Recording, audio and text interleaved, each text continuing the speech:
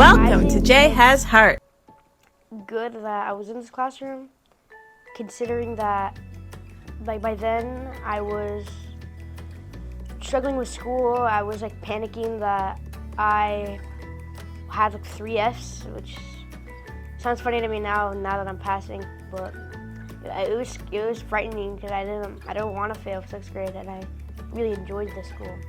I already had friends and everything, so I didn't want to really move. And like, it was just good to know that you were still there, like despite everything, how bad I was in your class, what like I missed, what I didn't have. You still try to help me, and that really helped with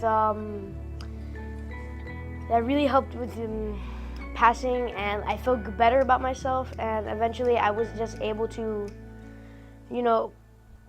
be better. Like, it's still gonna be there, but the 3rd quarter improved, and I'm kind of glad about it.